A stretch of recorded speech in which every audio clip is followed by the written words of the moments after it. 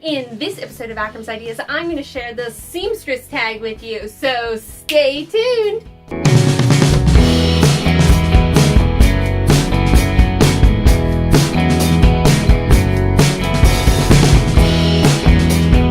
Hello and welcome. I'm Akram Burris, and you're watching Akram's Ideas, bringing creative and crazy ideas to life.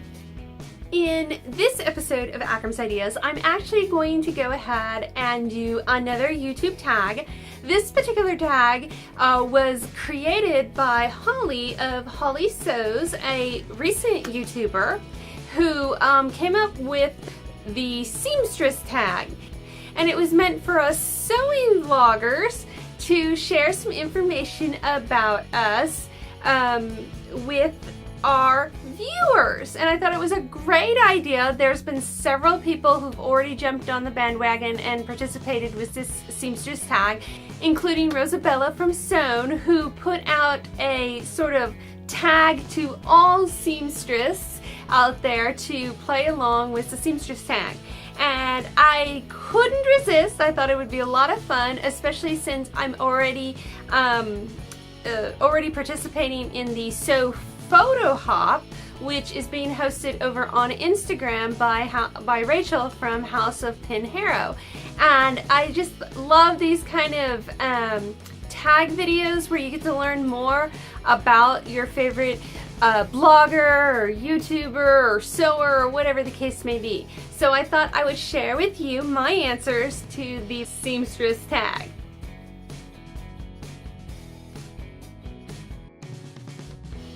Alright, to get started with the Seamstress tag, our first question is, who are you? I am Akram Burris, writer, educator, designer, crafter, baker, sewer, and vintage collector who brings creative and crazy ideas to life.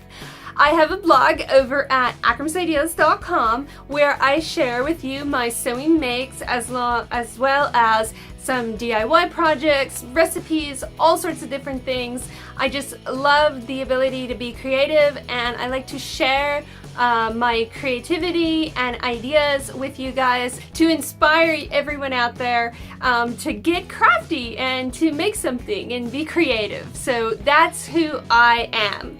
Question number 2 is, when and why did you learn to sew? I actually only started sewing a few years ago. It was back in 2012. It all started when my mother-in-law gave me a sewing machine for my birthday. And one of the reasons she'd given it to me is because I kept complimenting her on her sewing. And even several years before that, she actually sewed my wedding dress. And I was really envious of her skills and told her that it was just great that she could sew, and I wish I could sew. And she told me that it really wasn't that hard. So when she came across a vintage machine, she went ahead and purchased it and gave it to me for my birthday. So after getting the sewing machine, I took a few classes at Joann Fabrics, and one of the very first things I made was this beautiful cupcake purse. I love this purse, and as you can see, it's gotten a lot of wear. I've used it a lot. But that is my very first official make. There were a couple of little things that I put together, but that was my official first make. As far as why do I sew, after getting the sewing machine and learning how to do a few basic things, I was kind of in a rut with my wardrobe, and I started following a bunch of vintage bloggers who wear vintage style clothing, and I thought to myself, gee, I wish I had a vintage wardrobe. And then it suddenly clicked, wait, I can sew now. And that's where it all got started. I started collecting vintage patterns and sewing vintage inspired clothes, vintage and retro inspired clothes, and I've been going full force ever since then, trying to kind of make a sort of custom vintage style wardrobe of my own. Question number 3 is, what is your most proudest make? And I'm going to go with this beautiful red fleece swing coat that I made. I actually made this for an online competition by Your Fleece, which is an online store that sells fleece fabric. And they were holding this competition to show that you could use fleece for more than just blankets and throws. And they wanted you to create a fashion garment using their fleece. And I decided to make a 1950s swing coat, and this is a vintage pattern that I had, a vintage simplicity pattern, and I made this in red. I made the shorter version obviously, and I lined it with this red satin, and it's fully lined, and it's got, like I said, the red fleece on the outside. Not only did I win the competition, but I love this jacket. It is so stylish. It's a nice cozy jacket to wear when it's cooler weather like autumn time. I think just making a coat feels so satisfying because it's structured and it just feels like there's a lot that goes into it than just say a cotton dress, even though all of the same techniques apply. So I am really happy with my swing coat. That is my proudest make. Question number 4 was, what was your most disastrous make? And I'm going with this dress here, which was one that I actually posted on Instagram for a similar question during the photo hop. And this dress is actually really well made. It's got bias tape at the hem. It's got this beautiful buttons. It's got this contrasting band. This is like the 4th dress that I ever made, and I was really proud of it because it's so well put together. The problem is that I wasn't, I hadn't learned a lot about fit, and I actually got the wrong size. This dress does not fit me, and it has never fit me. And so I can't get rid of it because it's so well made, and it's so pretty. And I feel like it was a disaster because I can't even enjoy wearing it because it doesn't fit. But hopefully someday, maybe, probably not, but I can fit into this dress. So this is considered a disastrous make for me. All right, question number 5 is, where is your favorite place to buy fabric? And some of you already know my answer to this if you watched my how to organize your fabric stash video. As you can see, I have lots of fabric. And my favorite place to buy fabric is actually at antique stores, garage sales, flea markets, you name it. You can get a lot of fabric for about $1 a yard at these locations. However, the problem is that you are limited to whatever the amount is. So I've gotten some fabrics that is only about a yard, and some fabrics that I bought like 15 yards worth. That was $15 for 15 yards. Question number 6 is my most used pattern. And if you've been following me on Instagram lately, you would know that my most used pattern right now is the Delphine skirt from Tilly & Button's books, Love at First Stitch. I have made 7 of these Delphine skirts. I made 3 a few years ago, and then I participated in the 1 week 1 pattern challenge this month. And since I already had 3 of those skirts, I went ahead and made 4 other ones. And I actually made the 4th one back in May for Me Made May, and all I had to make this month were 3 new ones, and I love that skirt. It's got the most flattering style on me. As much as I love my big flare circle skirts, this particular skirt doesn't require a whole lot of fabric, and it's easier to wear just on everyday running errands, things like that. The only major change that I make to the pattern is that I do increase it by 3 inches, just so it's a little bit more modest when I have to go to work and stuff like that. But I love the Delphine skirt from the Love at First Stitch book. That is like my most used pattern. The next question is my most dreaded task. It's a toss-up between actually cutting out the pattern and doing hand sewing. The cutting out the pattern part is almost a necessary evil. You have to do it.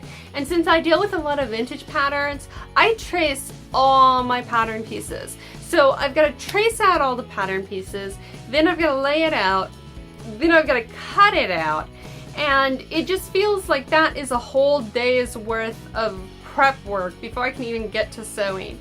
And so the cutting out of the pattern is probably one of my dreaded tasks.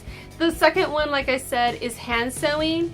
While it's dreaded, I try to avoid it at all costs. So other than maybe sewing on buttons, I feel like I'm just no good at hand sewing, that it never comes out right, that you can see the mistakes, and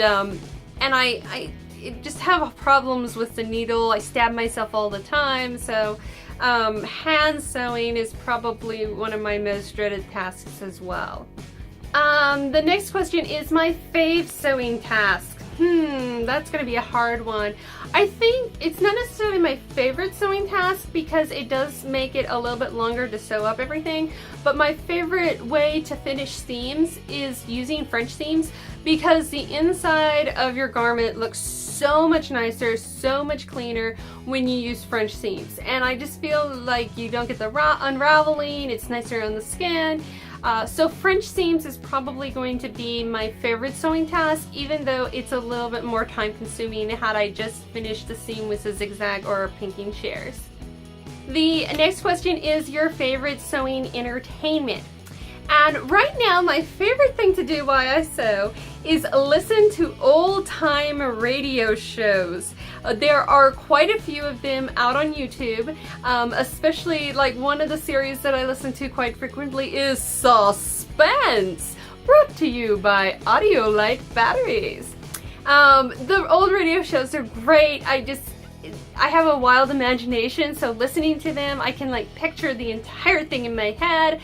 There are a lot of famous actors who actually guest starred on a lot of radio shows. I've listened to several that had like Lucille Ball and Desi Arnaz. There were ones with Vincent Price. There are also little cut-ins where the sponsor of the radio show, such as Audiolite Batteries, had these little commercials, and they're kind of fun too. I would say the majority of the radio shows that I've listened to go from anywhere between the 40s and the 60s. Which is very interesting. Like I said, you can look them up online on YouTube, which is where I listen to them.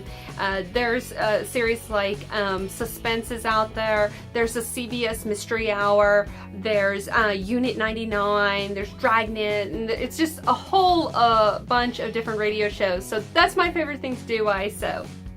Question number 10 is, do you prefer printed or PDF patterns?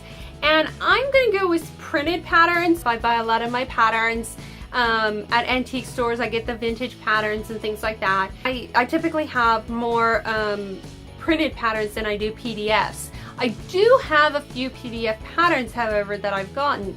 And one of the things I would say with the PDF patterns, although I would say they're very high quality, however, like I said, with PDF patterns, it's kind of like cutting out patterns. You have to like jigsaw the pattern together.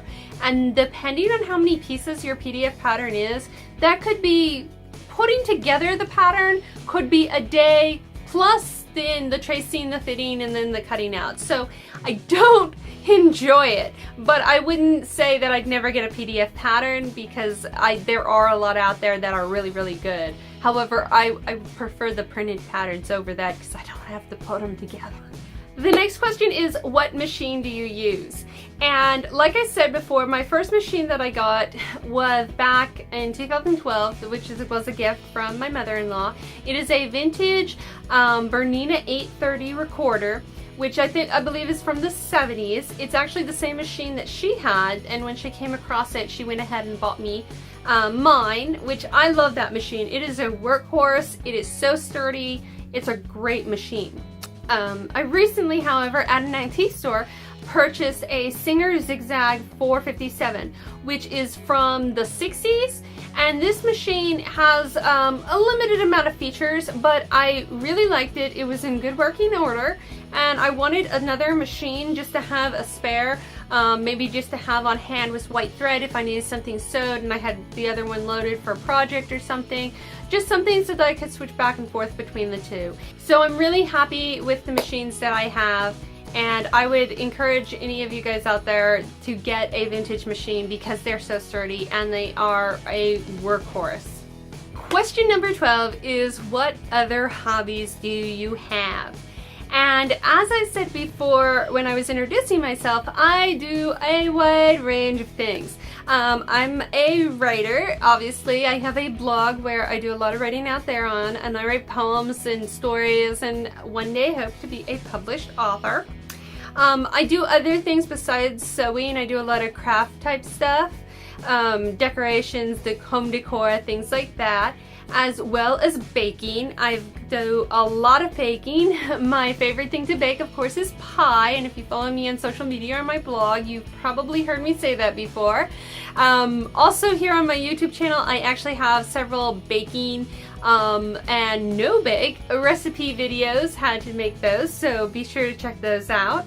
Other things that I do for hobbies, I also make Gundam models, which is a lot of fun. I really enjoy those. They're the Gundam plastic models from anime, and if you don't know what anime is or you've never heard of Gundam models, go out there and find out. It's great. I love it. But those are some of my other hobbies.